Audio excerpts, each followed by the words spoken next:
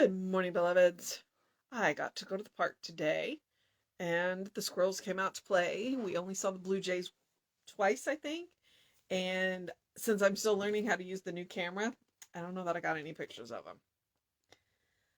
I did get some pictures of squirrels, though, so we'll see how that goes. I have to go through them because I know some of them are just absolute, yeah, because being this camera, it's going to take a minute. All right. It is March 5th. Our title is I Share the Gifts of God. Our quote is Revelation 21:6.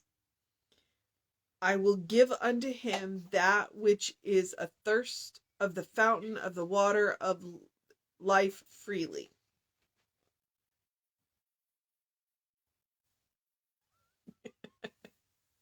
He ate the heck out of breakfast, and so Tom just brought him another one, and he's like, I don't know if I want this or not. All right. What a wonderful thought this is, that the very fountain of life flows open and free, that the gifts of heaven and earth are so bountifully bestowed upon all who receive them. But there is another thought for us to consider. If God, or life, has already made the gifts, then even God, the supreme and perfect one, must await our acceptance of this gift. Perhaps we err in that we do not expect to share the gifts of God. Perhaps we are bound by the thought that we are not yet good enough to accept the gifts of the kingdom of good, or that we have not developed spiritually enough to appreciate them. Too often we feel that these gifts are withheld, and so we do not live in an enthusiastic and confident expectation of sharing with the infinite. What a wonderful thought this is, to actually share with the infinite in the boundless gifts of life. Today I consciously share in the gifts of life. I open my whole thought and my whole being to the divine influx. I empty myself of everything that denies the good I so fervently desire. I establish my mind in expectancy, a feeling that all the good there is must belong to everyone who will take it. I am receiving the divine gift right now. I am entering into the spiritual inheritance which life has willed to that every person should possess. Today I am seeing the gifts of life coming to me from every source, even as it comes into my outstretched hands, uplifted to receive it. I enjoy the gift and pass it on. Freely I give everything I have, blessing the gift as it passes through me to others, that it may be multiplied in their experiences and in God's good way come back again to me. And that's the secret. That's the secret, is to bless it as it moves through you, because it will always come back around. But so we've talked about this. We have all of these gifts, and we think we're not worthy of them, or other people have told us that we're not worthy of them. Or, well, yeah, or we're just oblivious to the fact that we have gifts, there's that. And that's where the ask comes in, because if God is omnipotent, then God knows what you need. Why doesn't God just give you what you need? Why do you have to ask for it? Well, the reason you have to ask for it is because the ask signals your willingness, or at least the beginning of your willingness to accept it. So that's why. And it's the same thing with all of these gifts. It's not that we have to ask for them, but it is that we have to start using them. And the more we use them, the better at them we will get. We don't have to ask for the gifts, but we do have to use them. And the more we use them, the better we'll get at them. And most likely, the more gifts we will notice that we have. It's like, you don't have just one. But if you're not using any of them, you'll never notice. If you're not even using one of them, you'll never notice the rest of them. So it is about trying. Whatever it is that you love, try it. And keep working at it. So, all right. And remembering that we're channels, not containers. I'm gonna have to, ooh, I need to write that down. Channels, not containers. That'd make a good talk. Okay. As soon as I get off, I'm going to add that to my talk list. Channels, not containers. Okay. So, title is I Share the Gifts of God. I don't know what to make of the quote. Revelation is dangerous to take quotes out of. Honestly, I think you should just go back and read the whole thing. So I don't know what to do with it. It is, I will give unto them that is a thirst of the fountain of the waters of the life freely. Oh, never mind. I get it. I think I just missed it the first time because I was distracted by the cat. If you're thirsty, go to the well. If you're thirsty, go to the well. The water is freely available. That is Revelations 21:6. Okay. What a wonderful thought this is, that the very fountain of life flows open and free, that the gifts of heaven and earth are so bountifully bestowed upon all who receive them. All who receive them. Now, here's the but. But there is another thought for us to consider. If God or life has already made the gift, well, here's the cool thing. If God or life has already made the gift, God will not take it away. All right? God won't take it away. Now, circumstances may happen, but God won't take it away. It's like, even if you never use it or you use it badly, God's not going to take the gift away from you. It is up to you to make the most of the gift. But then even God or the supreme and perfect one must wait our acceptance of the gift. It's like, and it's one of those things that, yeah, God may poke at you and life may poke at you, but until you actually accept the gift, ask anybody who's been called into the ministry. We have tried to run away from it. We have tried to ignore it. Eventually God gets us, but God has to be patient with us, even while we are being impatient with ourselves. So perhaps we err in that we do not expect to share the gifts of God. Okay. Perhaps we are bound by the thought that we are not yet good enough to accept the gifts of the kingdom of good, which God doesn't judge. So that's not an issue, but it is one that we have to deal with society, religion, and culture, because they like to tell us that we're not good enough. And they're wrong. God doesn't judge us and never judges us whether we're worthy or not of the gifts. God just gives the gifts. It's up to us to use them. And to ignore all of the nonsense that society, culture, and religion tells us, including the fact of, or that we have not developed spiritually enough to appreciate them. We haven't developed spiritually enough to appreciate that. We came into this world fully spiritually developed. And then people started telling us stuff, and it got messy. So we are already fully spiritually developed. What we have to do is weed out all of the nonsense that we have been told and get back to that spirit, the spirit that we are. There is none of this not being spiritually developed enough. It's like, no, we came into this world fully spiritually developed, and then crap got added. And so that's the kind of stuff we need to let that go. It's like, when you're dealing with religion, it's like you take what works and leave the rest. You're already fully spiritually developed. Too often we feel that these gifts are withheld, and so we do not live in an enthusiastic, confident expectation of sharing with the infinite.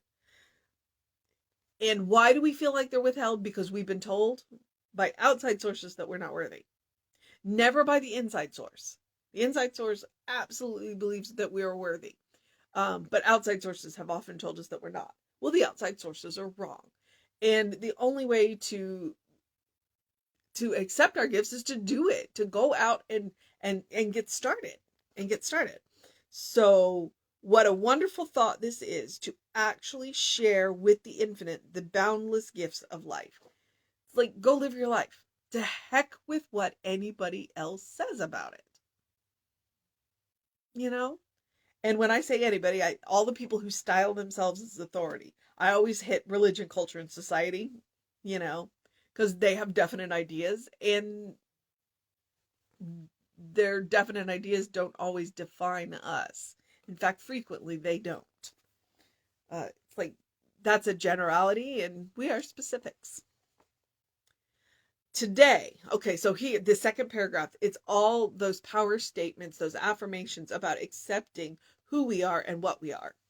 Today, I consciously share the gifts of life. I open my whole thought and my whole being to the divine influx. All right. I empty myself of anything that denies this good, which is letting go of other people's expectations. All right.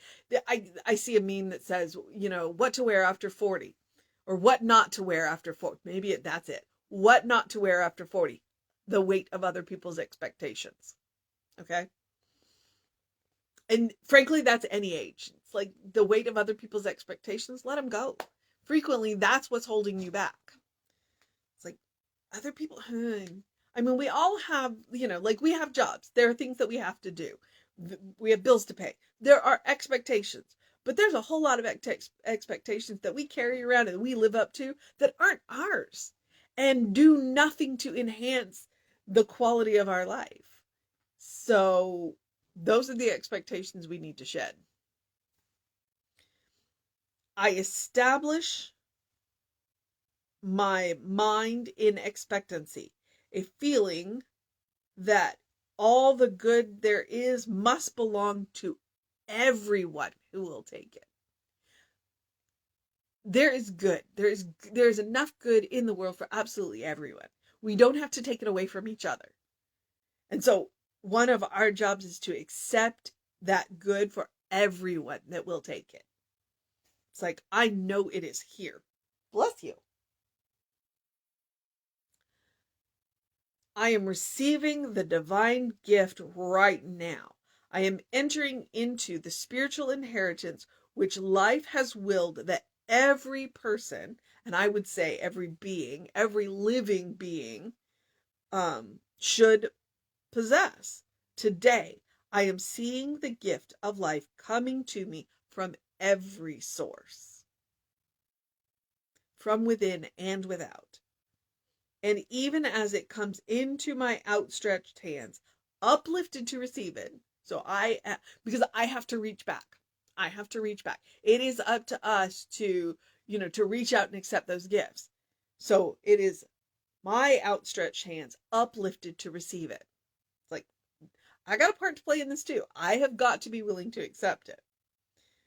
For every step I take towards life, life takes towards me.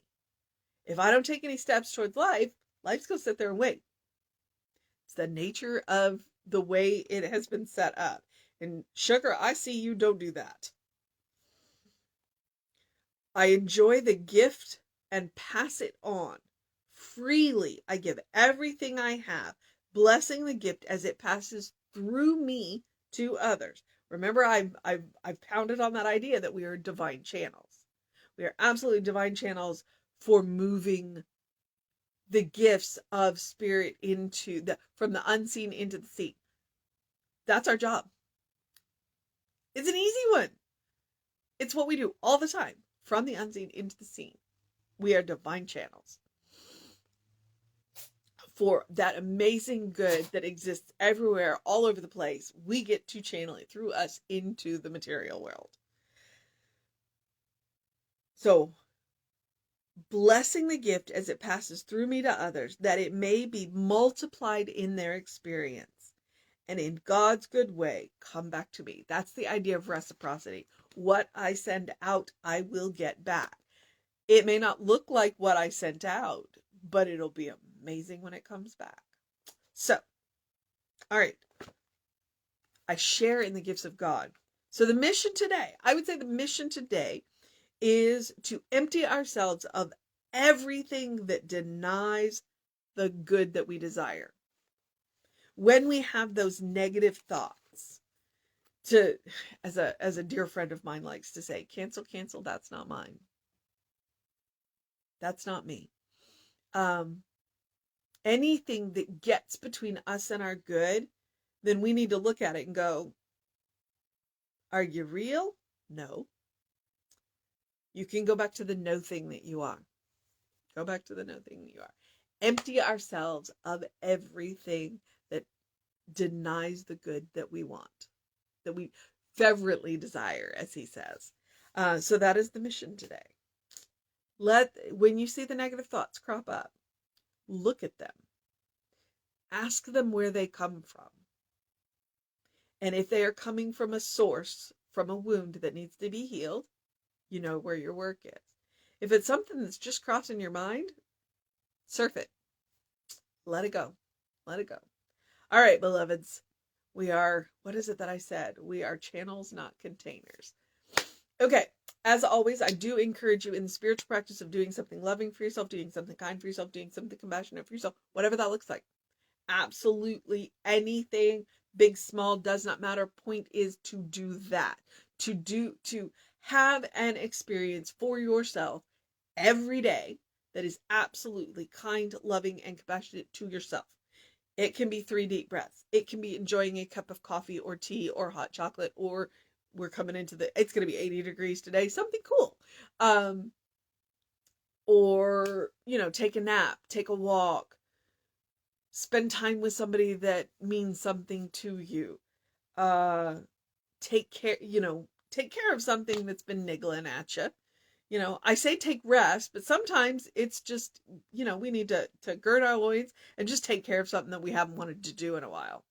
That can be a loving, kind, compassionate thing. Loving, kind, compassionate things aren't always soft and nice. The word no is a loving, kind, and compassionate thing. So, it being loving, being kind, being compassionate does not turn us into doormats. It actually absolutely can turn us into strong, warriors for the world that we want to see. Absolutely. So just, remember who you are. Remember who you are. And then as always, I do encourage you to do something that engages your mind and your body, to go get some. It was cloudy when we first got, but there was plenty of sun. So I got some good sun first thing this morning. And drink plenty of water and open the windows of your soul. Allow the breath of heaven to remind you do live in heaven right here, right now. It is all around us all the time. So it's a matter of, looking for the good and praising it. That's the page that I have taken from Emma's book. That, and I love her denials, so that I can look a negative thought in the face and go, you are nothing. You're nothing. And let it go. So those are the 2 gifts that I got from Emma. All right, beloveds. I'm going to move into the process of my Catterday. Yes, I said Catterday. Because I take the opportunity for Saturdays to snuggle with my cats. It is their day, and yes, this is what I love to do. All right, so whatever else you're going to do, take care of yourself. Know that you're loved. Know that you are a beloved child of God. Know that we are there for you on all of the social medias. There are wondrous book studies and classes and things going on at all time that you can get involved in through us at CLC or CLC, or Reverend Jesse is moving to do more things through CSL. And so there's some fantastic programs coming there. So if you're not on the email info@creativelife.org. That'll get you on the constant contact. You can see all the wondrous things that we get up to. And where we're partnering, and have a good day, great day, amazing day, wondrous day, enchanting day, restful day, productive day, get stuff done day, or a do nothing day. Whatever it is that you need to do. But what I want you to do is have a good day. And if that is too much pressure, simply have a day. Because you are enough, just as you are. All right, beloveds? So take care of yourself. Reverend David should be on around 5 p.m. I'll be back with you at 9 a.m. Then we will have an amazing service for you at 11, which, if you are in the area, you can come to in person or you can watch us online. And if you miss us on Facebook, then you can always catch us on YouTube later. The difference between the Facebook and the YouTube is Facebook has music and YouTube does not, because YouTube has rules about music and we want to abide by those. So take care of yourselves. Know that you're loved, and I will see you next time.